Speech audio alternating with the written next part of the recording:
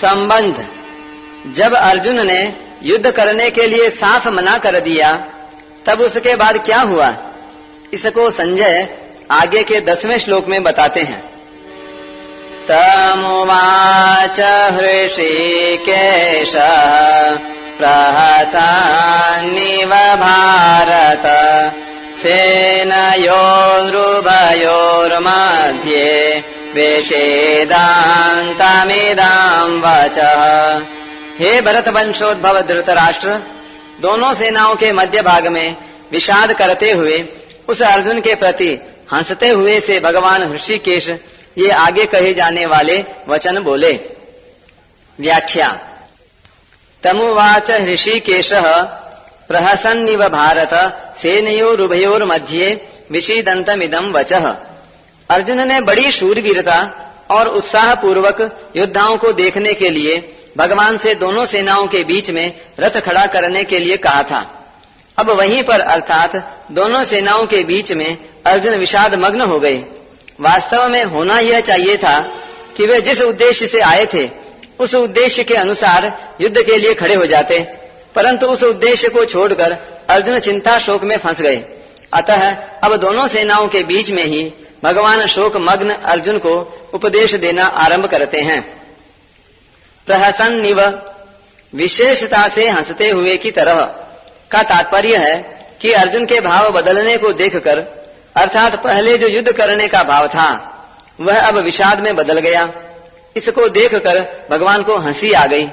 दूसरी बात, अर्जुन ने पहले 7वें श्लोक में कहा था कि मैं आपके शरण हूँ, मेरे को शिक्षा दीजिए, अर्थात मैं युद्ध करूं या न करूं, मेरे को क्या करना चाहिए इसकी शिक्षा दीजिए। परंतु यहाँ मेरे कुछ बोले बिना अपनी तरफ से ही निश्चय कर लिया कि मैं युद्ध नहीं करूंगा। यह देखकर भगवान को हंसी आ गई, कारण कि शरणागत होने पर मैं क्या करूं और क्या नहीं करूं आदि कुछ भी सोचने का अधिकार नहीं रहता। उसको तो इतना ही अधिकार रहता है कि शरण्य जो काम कहता है वही काम करे। अर्जुन भगवान के शरण होने के बाद मैं युद्ध नहीं करूंगा ऐसा कहकर एक तरह से शरणागत होने से हट गए। इस बात को लेकर भगवान को हंसी आ गई।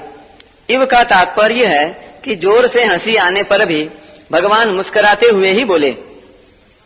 जब अर्जुन ने यह कह दिया कि मैं युद्ध नहीं करूंगा तब भगवान को यही कह देना चाहिए था कि जैसी तेरी मर्जी आए वैसा कर, यथेच्छसि तथा कुरु। परंतु भगवान ने यही समझा कि मनुष्य जब चिंता शोक से विकल हो जाता है तब वह अपने कर्तव्य का निर्णय न कर सकने के कारण कभी कुछ तो कभी कुछ बोल उठता है। यही दशा अर्जुन की हो रही है। अतः भगवान के हृदय में अर्जुन के प्रति अत्यधिक स्नेह होने के कारण कृपालुता उमड़ पड़ी, कारण कि भगवान साधक के वचनों की तरफ ध्यान न देकर उसके भाव की तरफ ही देखते हैं। इसलिए भगवान अर्जुन के मैं युद्ध नहीं करूंगा इस वचन की तरफ ध्यान न देकर आगे के श्लोक से उपदेश आरंभ कर देते हैं। जो वचन मात्र से भी भगवान के शरण हो जाता है भगवान उसको स्वीकार कर लेते हैं।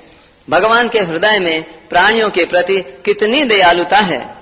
ऋषिकेश कहने का तात्पर्य है कि भगवान अंतर्यामी हैं, अर्थात प्राणियों के भीतरी भावों को जानने वाले हैं। भगवान अर्जुन के भीतरी भावों को जानते हैं कि अभी तो कौटुंबिक मोह के वेग के कारण और राज्य मिलने से अपना शोक मिटता न दिखने के कारण यह कह रहा है कि मैं युद्ध नहीं करूंगा, परंतु जब इसको स्वयं चेत होगा तब यह बात ठहरेगी नहीं और मैं जैसा कहूंगा वैसा ही यह करेगा। इदम वचः उवाच पदों में केवल उवाच कहने से ही काम चल सकता था, क्योंकि उवाच के अंतर्गत ही वचः पद का अर्थ आ जाता है। अतः वचः पद देना पुनरुक्ति दोष दिखता है, परंतु वास्तव में यह पुनरुक्ति दोष नहीं है, प्रत्युत इसमें एक विशेष भाव भरा हुआ है। अभी आगे के श्लोक से भगवान जिस रहस्यमय ज्ञान को प्रकट करके उसे सरलता से सुबोध भाषा में समझाते हुए बोलेंगे, उसकी तरफ लक्ष्य करने के लिए यहाँ वचः पद दिया गया है।